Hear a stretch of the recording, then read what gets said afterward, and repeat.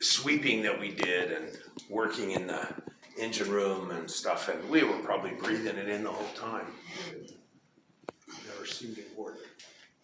I figured I would do it like a little selfie video here, just to show you for a moment, just for a brief moment, what a 1902 era engine room really looks like. And this is a triple expansion engine you're seeing right in here.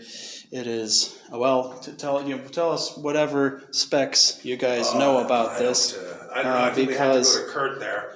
I know it's a 1200 horsepower steam engine, triple expansion. I know it was built in Detroit. My knowledge is spare on the other end of that. We'll have to talk to Bill Warden or Gary Matthews or Conrad Milster or one of these guys who really know this. Sure. And it's Toolbox. awfully dirty indeed. Yeah, which when the boat was operating, she would have been much cleaner. Points. So any one of those, and there's little cups.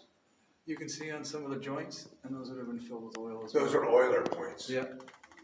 So obviously we'll have to stop. And I presume this was something to do with oil? It's an oil. Yeah, it's an oil. It's an injection. Oh, that's the T. Yeah, that's the T. That's what you were referring Crank it to up. before, which I didn't get. Okay, and I don't know, this looks like an oily thing too, some sort of oiler Yeah, that's a thing. Looks like it would be to pressurize the rest of these. Maybe.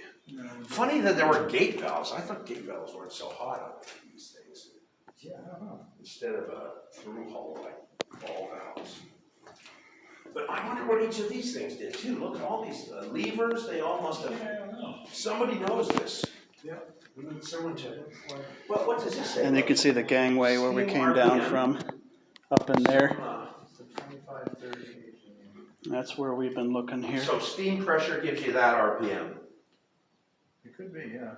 Well, let's see. See, it's D25.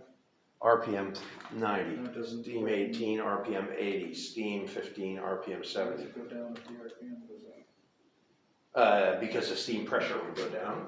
If the steam pressure is going down, it wouldn't turn as fast. Okay. That's my guess. What do I know? I know that this is probably an important switch because it's all red. Yeah.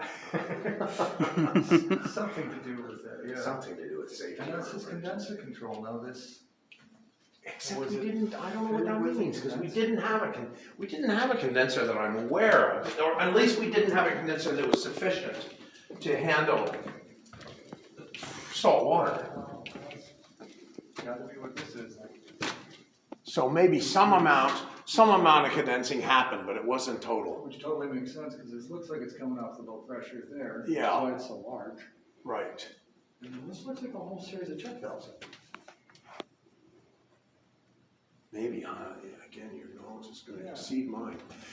Richard had a fun experience. I was not on board with him at the time, but the chief engineer on the boat was a chief engineer from like 1929 to 1991, a guy named Fred Schmidt. Ooh. And he lived to be old. And and he was very helpful to Richard as Richard was sort of getting his hands around the project. And I remember Richard was on board once and the hulls had leaked.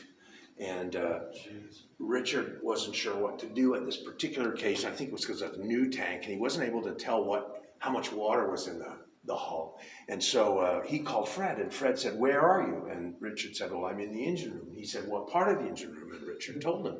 And Fred said, "I want you to turn around and face one direction or another. I don't know which it was." And he said, "And I want you to turn left, and I want you to take X number of steps, and then I want you to reach your arm up. There'll be a groove, sort of a shelf that's at an angle, a V-shaped shelf. And in that shelf, there'll be a sounding rod, and it's just going to feel like a rod. Pick it up, and it's marked. Take it to the tank. Tell me which tank you're in. Put it in, and tell me what your reading is." And Fred could tell Richard exactly how much water was in the tanks, which was pretty impressive.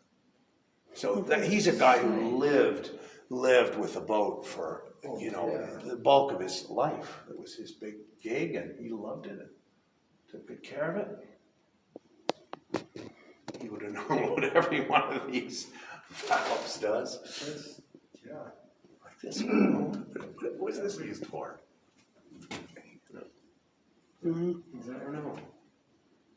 Somebody knows. That's the guy you really should have put the spring. Yeah.